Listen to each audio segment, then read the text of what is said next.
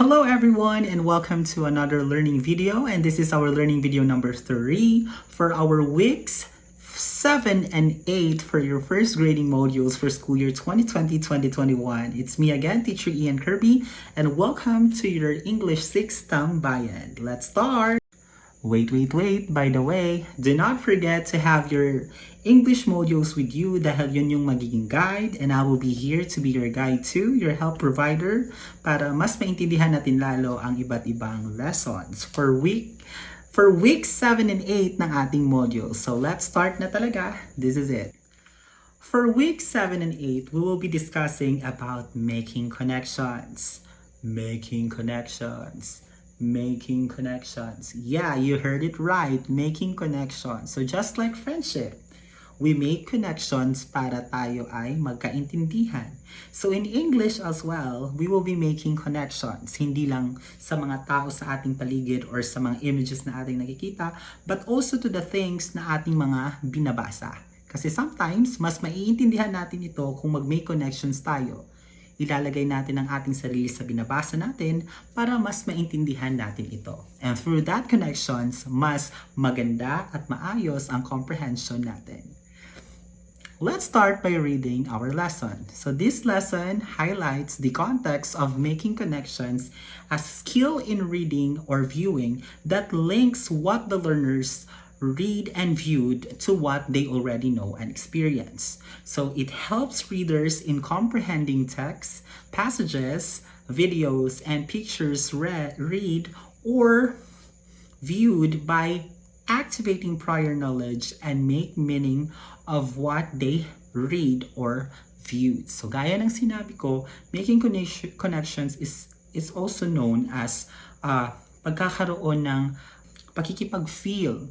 Nilalagay mo ang sarili mo sa iyong binabasa, sa iyong napapanood, para yung understanding, yung comprehension ay mas lalong effective. Okay? For example, nangyayari ito sa atin araw-araw. So for example, sa ating mga friends, before tayo maging kaibigan yan, we need to make ourselves open. Kailangan nating makikonnect sa kanila para mas maintindihan natin sila bilang isang tao. So ganun din sa ating mga binabasa at ating nakikita. We need to open ourselves. We need to put ourselves in those situations. Okay? Para mas effective yung ating mga matututunan. Okay? Making connections.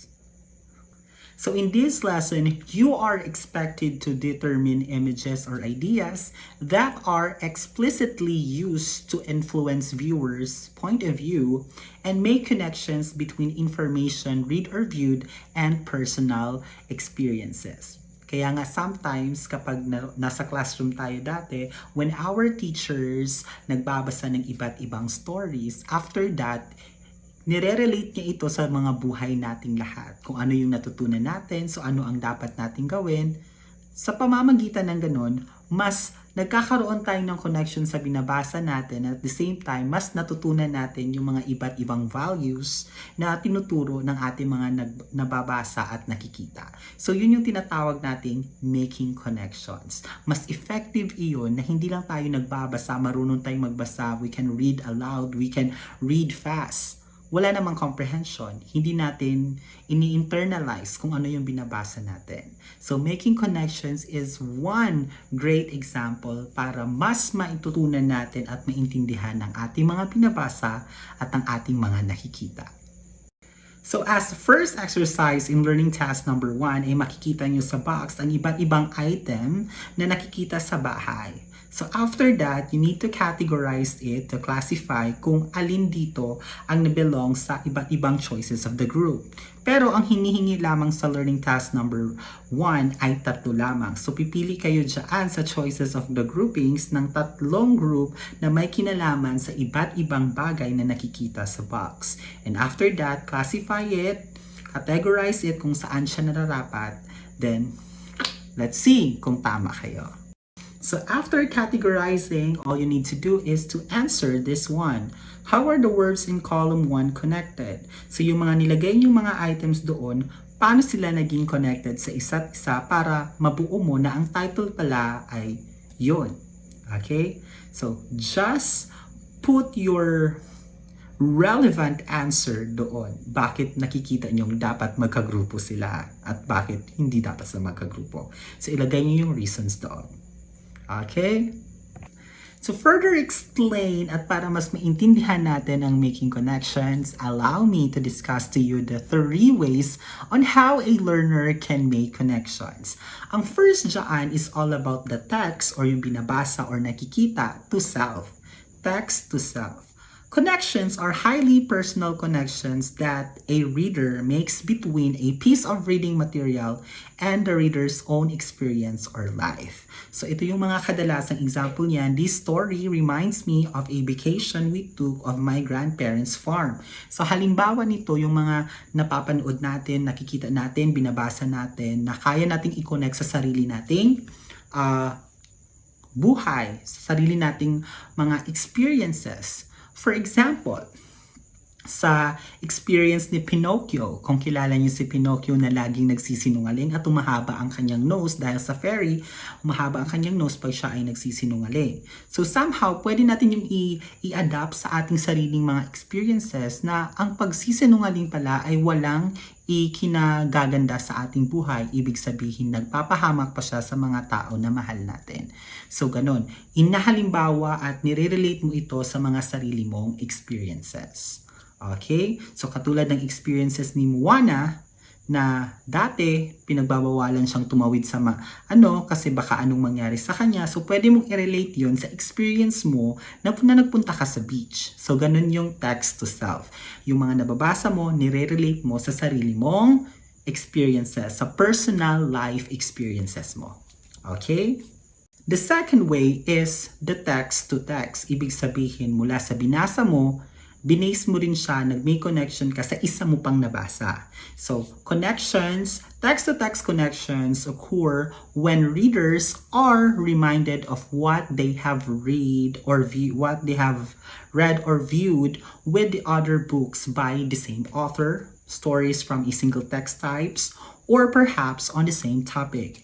So readers gain insight during reading by thinking about how the information they are reading connects to a familiar text. So example, this character has the same problem that I read in the story last year. So for example, noon ay yung mga yung pelikula. Let's have it a pelikula para mas maintindihan natin. Yung pelikulang Squid Game at yung pelikulang Alice in Borderland. So halos magkapareho lang. So text to text pa, yung napanood mo ay parang halos pareho yan ng Alice in Borderland kasi mga games tapos meron ding violence na nangyayari. So yun ang tinatawag nating text to text. In terms na pagbasa, halimbawa na yung mga libro ni Dr. Jose Rizal, yung El Filibusterismo at No Limitang Here. So yung mga characters doon ay pwedeng i-connect mo din. Ginawa din ni Jose Rizal na halos pareho lang ang context niya. So that is text to text. Kino-connect mo yung nabasa mo sa isa mo pang nabasa. That is text to text. Okay? Now, for the last one, the last way is to text to the worlds. Binasa mo at yung ating mundo, yung nangyayari sa ating mundo. So text-to-world connections are the larger connections that a reader brings to a reading situation. This allows the reader's ideas about the world works and goes far beyond own personal experiences. We learn about things through television, movies, magazine, and newspapers. Often, it is the text-to-world connections that teachers are trying to enhance when they teach lessons in science, social studies, and literature. So it doesn't, itong text-to-world, it's more than the personal, personal experiences. This is more on connection mo sa community, sa bansa, sa buong mundo. So kagaya ng sa science. So yung binabasa mo about the different animals ay kagaya ng paano iti-take good care, alagaan ang iba't ibang hayop at species na nakikita natin, especially yung mga mag-i-extinct na, yung mga nauubos na. So pwede natin i-connect yun sa buong mundo na dapat alagaan ang mga hayop, hindi sinasaktan, dapat sila ay minamahal. Napaka-deep note. Okay? So this is more on that. Another example is may nabasa ka sa newspaper about COVID, tapos nirelate mo ito sa sarili mong community, nirelate mo ito sa sarili nating bansa. So, yun ay halimbawa ng text to world. So, ang nakalagay dito na example, I saw a program on television that talked about things described in this article. So, may nakita ka sa isang newspaper about COVID, yung bata na both of his parents ay namatay dahil sa COVID. Nabasa mo ito, nakita mo rin siya sa television with the same situation. So, kinonect mo siya. Merong connection na nangyari. And that is an example of text to world. Always remember, making connections is truly vital. It's important as a comprehension skills since it helps you relate and connect what you read or heard and viewed. So moreover, it enhances your understanding of the text or passages or videos you read or viewed. So laging tatandaan na in doing all this making connections, dapat nating bigay ng importansya ang ating comprehension. Dahil kung wala tayong pagkakaintindi sa ating mga binabasa, magiging useless yung connection. So para mas mag-increase pa ang yung comprehension skills, always keep on reading. Read, read, read. During pastimes, huwag puro cellphone. You try to read as well dahil through reading, makaka-explore kayo ng iba't ibang lugar. Yung imagination nyo ay lalawak at ang mga maiintindihan nyo at inyong mga knowledge ay mas lalawak at ang comprehension nyo ay mas gagaling kung lagi tayong nagbabasa. So these are the following tips para mas maintindihan or madali nating makakonect through the different ways. Una, text to self. So ito yung mga common questions na dapat mong i-ask para magkaroon ng connection yourself, your personal experiences sa iyong nabasa or napanood. First is, what does it remind me of something in my life? Dapat matanong mo sa sarili mo, may kinalaman ba to sa mga experiences ko sa buhay? Second, what is this similar in my life? So, ibig sabihin kung ano yung pagkakatulad niya sa iba't ibang experiences mo sa life. So, through that, pag natanong mo yun, ay, pareho kami ng naranasan. So, pwede ka na doong text to self. May personal experience mo, nag-connect sa nangyari sa nabasa mo or napanood mo.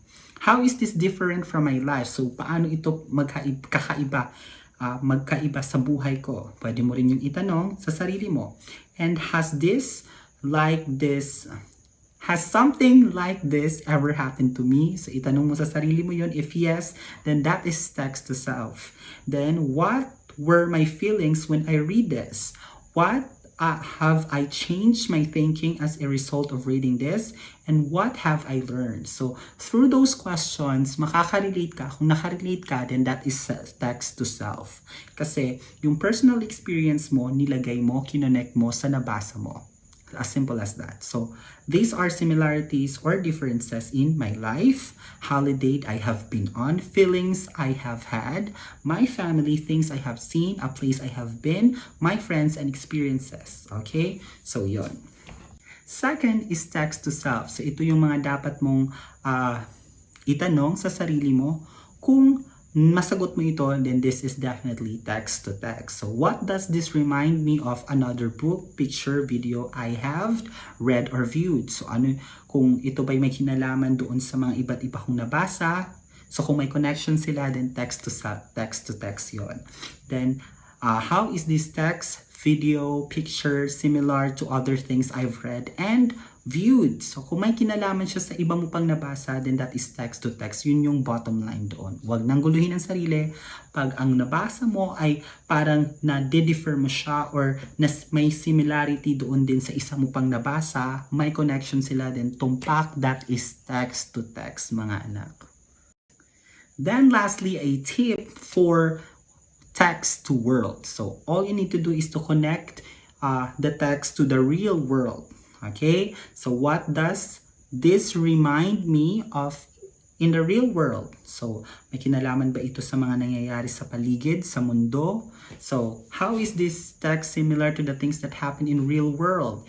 How is this different from things that happen in real world? And how did that part relate to the world around me? So, ganun lang. So, for instance, yung mga current events na nangyayari, ngayon, kagaya ng pandemic, kaya yung mga new normal na nangyayari sa education because of the pandemic, that is a good example na pwede mong i-relate ang text na nabasa mo or yung picture na nakita mo or yung video na nakita mo sa world, sa ating mundo. Okay? So, as simple as that. So, let us talk about the different points of view. So, meron tayong tatlo. The first person, second person, and the third person.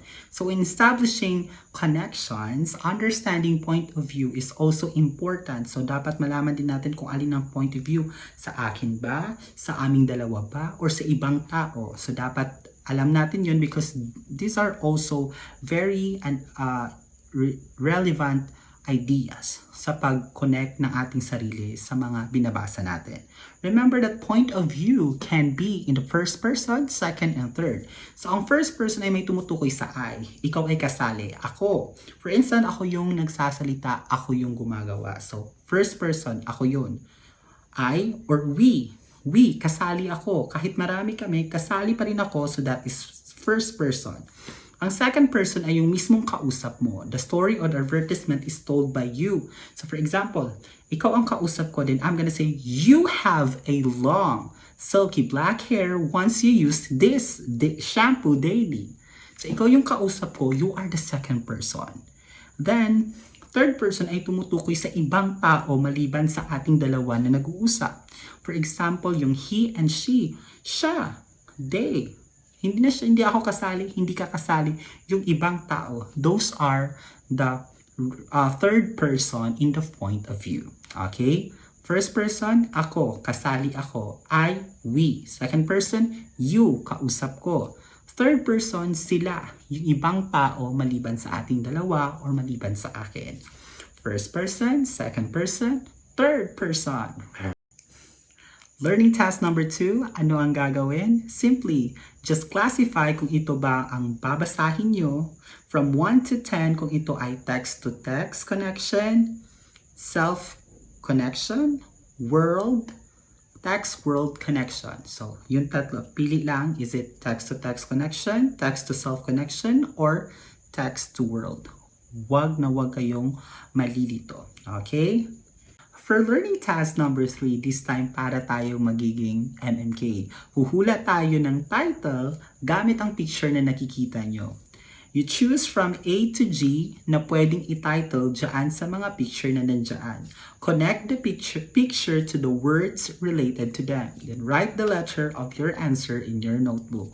So kung titingnan nyo yung picture number 1, hanapin nyo ang pwedeng maging title dyan and you write the letter alone. Okay? Ganun lang yan, kasimple. Tignan ang picture, unawain, obserbahan, and after that, ipili ang tamang title na nasa gilid from A to G. Pili lang. Isa lang.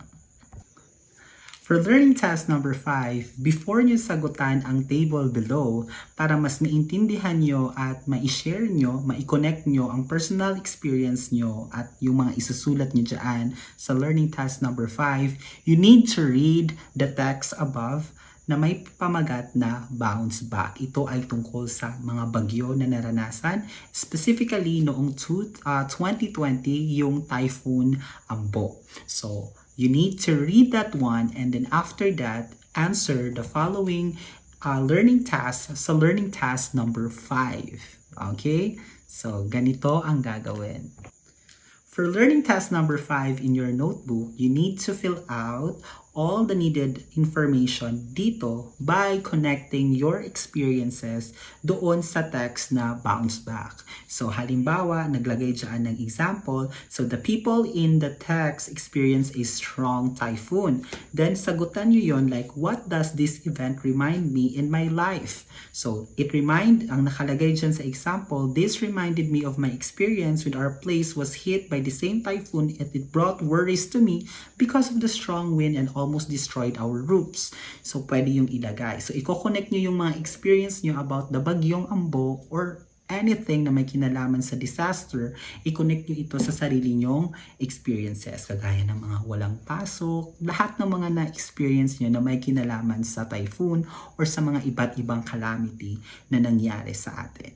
Okay? So, ganun lamang. All you need to do is to write there the situation. For example, landslide. Tapos ilagay nyo yung experience nyo sa landslide or bagyong undoy, bagyong ano pang bagyo na nangyari sa atin. Like for example sa online class, typhoon ganito, Jolina hit the Philippines during ganito. Then what was your experience? For example, classes were suspended or I didn't answer my modules because nagkaroon ng brownout. Ganon, okay? So connect your experience sa iba't ibang calamity sa sarili mo by answering the questions such as, what does this event remind me in my life? Second is, what is this similar to my life? Paano siya naging similar katulad ng sa iyong experience? And what is this different from my life? So paano siya naiba? For example, yung iba, nagkaroon ng landslide, nagkaroon ng baha ang kanilang bahay, sa inyo naman hindi. So, pwedeng ganon, okay? So, do it and I know you can do it. For learning task number 6 ay may kinalaman sa the scenic view of the rice field. So, kung titignan nyo yung picture, may kinalaman yan sa rice field. So, in the text, dahil dalawang paragraph yan, yun yung gagawin nyo doon sa dalawang missing ilalagay nyo siya doon, yung dalawang paragraph. First paragraph doon sa unang line, doon sa table, at second line naman doon sa pangalawang paragraph. Then, sagutan nyo yung how is this similar to my life? Then, how is this different from my life? So, ganun lang. Kung may kinalaman yun sa rice field, so you read muna the short paragraphs para mas maunawaan nyo. Then, you write your answer. You can do it, write it in English, and do your very best. For learning task number 7, ito yung pinaka-relevant at nangyayari sa ating mundo ngayon. So, babasahin nyo muna, i-analyze nyo yung text na iyan. It's all about COVID-19. And after that, then you connect it, your connection to you, sa community mo at sa world. Ano ang naging epekto ng COVID-19 sa'yo? Ano ang naging epekto ng COVID-19 sa community mo, sa iyong barangay, sa iyong lipunan, sa iyong subdivision? At ano yung naging epekto ng COVID-19 sa buong mundo? So, ilalagay nyo yung connection nyo doon. Again, basahin ang about sa global pandemic, dyan sa box na iyan, and then you connect it sa sarili mo. Anong epekto sa me, sa'yo, anong epekto sa community mo, at anong epekto nun sa world. So, ganun lang. Okay? So, do it in English, and do your very best. Same with learning task number 8, but this time, this is more on the picture. Ano ang epekto ng picture sa'yo? Paano mo i-relate sa'yo? Paano mo i-relate yung picture sa community mo? Paano mo i-relate ang picture na ito sa world mo? Yun yung pagtubo ng plants. So for example, for me, so anong epekto nito sa'yo? For example, ikaw, katulad mo, lumalaki ka na rin, ganon. Sa community mo, like for example, yung community mo mula sa konti lang na tao, dumami na, so ganoon. Dati, iisa lang or iilan lang ang tumutulong, ngayon marami na, umusbong na. Sa world, maybe dati, mga tao, walang unity, ngayon umusbong na. So ganoon. So you can do it on your own, ganon ang gagawin, i-connect nyo ito sa me, community, and the world. Okay? So, learning task number 9, 10, 11, 12, and 13 hanggang matapos is more on reading and viewing the picture and answering the different questions na nasa baba. So for learning task number 9, basahin nyo about air pollution, then after that, answer the questions 1 to 7. Okay? Do it. Same with learning task number 10. You read the text first entitled A Tribute to Frontliners, and after that, answer the 7 questions after you have read the selection. Okay? So, sasagutan lang, and more on self-relation yan. I-connect mo yung binasa mo sa sarili mo, sa world, at sa text. Okay? So, ganun lang kasimple. Answer it after reading the selection. Then learning task number 11 ay may kinalaman pa rin sa mga frontliners. But this time, you need to finish, dugtungan nyo yung statement ng 1, 2, 3. Base kung ano ang impact ng mga frontliners sa inyo or sa nangyayari sa ating mundo. So, dugtungan nyo lang yan. Did I remember? Something like that. Okay? Dudugtungan nyo lang yan. While in learning task number 12 and 13, ay uunawain nyo muna yung picture and then you read the short selection or simple paragraph about the picture and answer the following questions. Parang dudugtungan ulit ninyo siya. Okay? So do your very best to do that. It's yours time to shine now. Learn independently. And do your very best. Na-appreciate ni teacher lahat ng effort nyo, especially in constructing sentences. So that's it. Making connections. So do not forget na at the end of everything, hindi lang tayo natututong magbasa. But we also need to understand what we are reading. Because sometimes, mas naging effective yun at mas naaalala natin ng matagalan kung naintindihan talaga natin ang ating binabasa. Yung basa lang ay parang kumakain tayo tapos niluluwa lang natin agad. Dapat, pag magbabasa, may comprehension at merong connection sa sarili nating experiences para katulad siya ng kumakain ka, busog ka pa, healthy ka pa. So, ganun yon. Okay? So, laging tatandaan na magbasa, unawain ang binabasa, at i-connect ito sa buhay, sa mundo, at sa lahat ng ating ginagawa. Dahil somehow, lahat ng ating mga nababasa at lahat ng ating mga nakikita ay nagdudulot ng iba't ibang magagandang ugali at nagdudulot ito ng positive changes sa ating buhay. So, that ends our learning video number 3. It has been Teacher Ian S. Pactores. Until our next learning video, I hope everyone is safe and doing your very best. Happy Teacher's Day sa lahat ng mga magulang na nagtuturo sa kanilang mga anak, and I really do appreciate all your efforts at naway you will do your very best sa pagsagot ng mga iba't ibang learning tasks dahil mas effective at mas na-appreciate ni teacher kapag kayo mismo ang nag-construct ng inyong mga sentences. Hindi ko hangad ang isang perfect na sentence. Mas na-appreciate ko yung nagtatry talaga na very best, tama man or mali ang kanilang ginagawa. So thank you so much and see you next time for our learning video number 4. Bye!